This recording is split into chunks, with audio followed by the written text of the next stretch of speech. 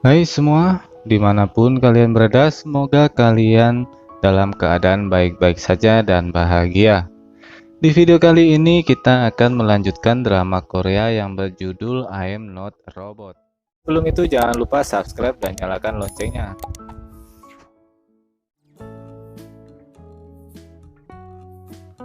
"15 tahun yang lalu yang menyebabkan Kim Min Kyu mempunyai penyakit aneh.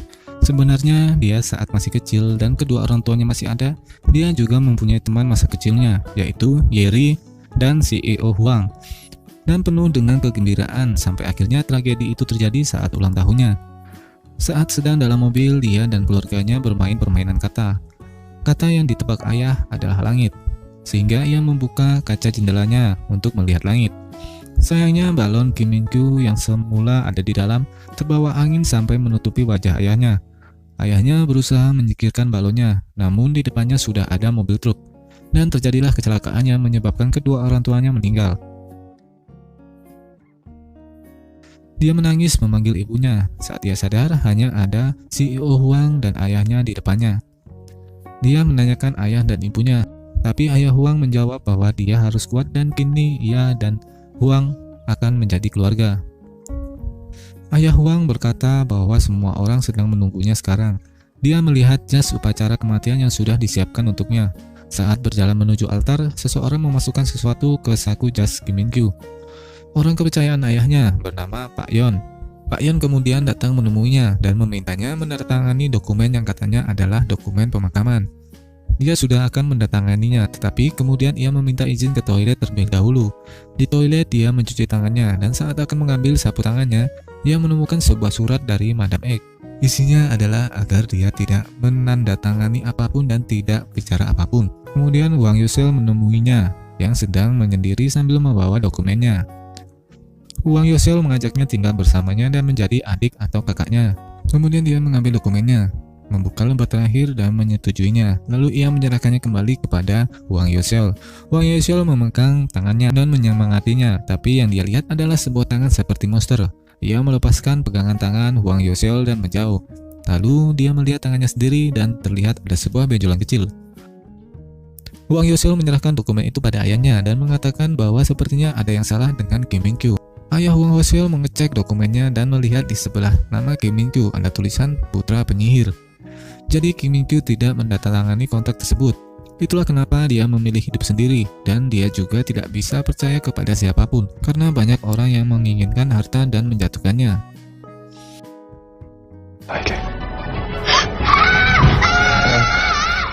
Kim Min Kyu sudah sadarkan diri. Jia bertanya apakah tuannya bermimpi buruk, dan dia menganggukkan kepalanya. Saat Jia bertanya apakah dia sudah merasa lebih baik, dia lalu mengecek tubuh dan jam tangan medisnya. Dia heran bukankah ia tampak seperti monster. Tapi Jia bilang seperti apapun dia tetaplah tuannya. Lalu dia memuji Jia bahwa Jia lebih baik daripada anjing yang menyelamatkan pemiliknya di TV kemarin. Jia tahu itu pujian, tapi di saat yang bersamaan ia merasa direndahkan. Dia juga bilang bahwa Jia sudah menjadi bagian dari Pretty Squad sekarang. Jia memintanya untuk tidak mencabut kata-katanya lagi. Lalu Jia bertanya apakah kaki Kim Min Kyu baik-baik saja. Dia melihat kakinya dan masih ada jarum suntik tertancap di sana. Kemudian Jia bertanya lagi, bagaimana dengan bahumu? Sekarang dia melihat satu jarum suntik lagi di bahunya. Jia bilang adalah kasar jika mencabut kata-katanya sendiri. Kemudian Kim Min Kyu menunjukkan dua jarum suntiknya dan berkata, 이건 그럼 매너고? Jia lalu menduga bahwa tingkat alerginya sangat tinggi terhadap suatu hal, tapi dia melarangnya mengalihkan pembicaraan.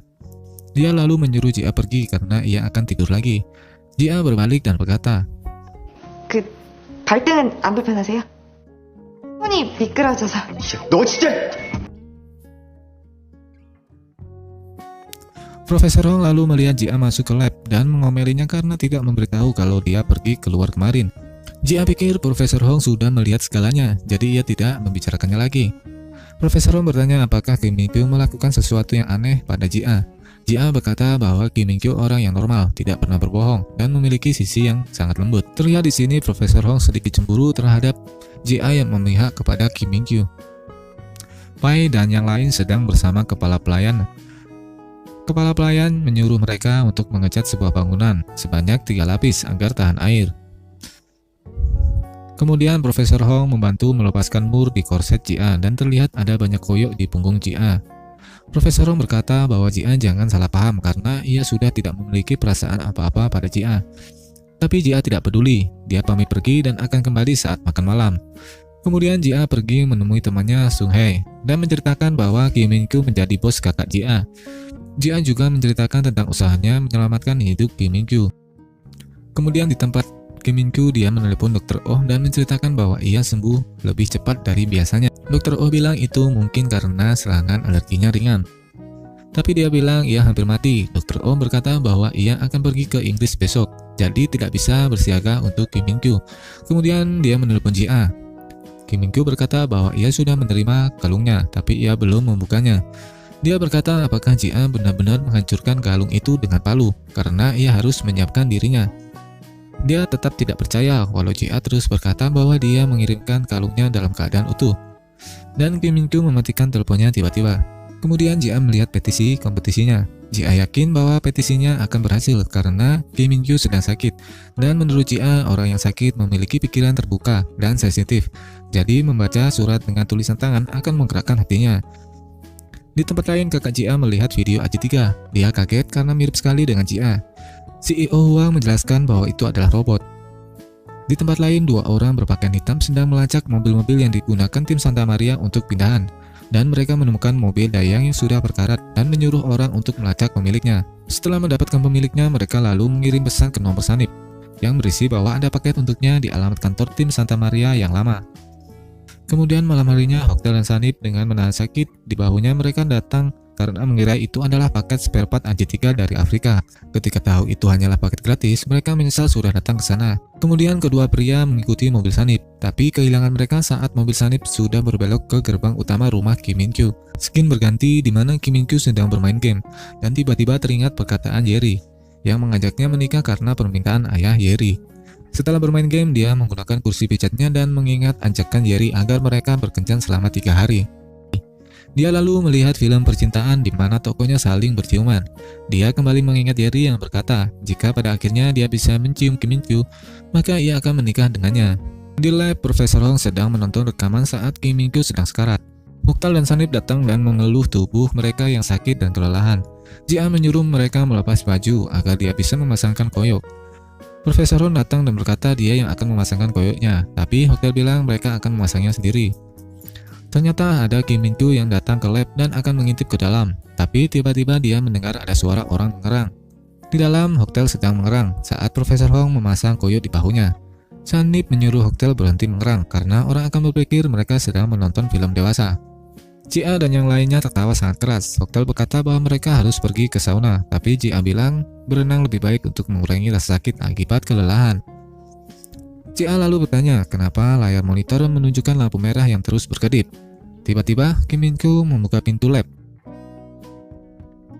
Dan film pun bersambung guys.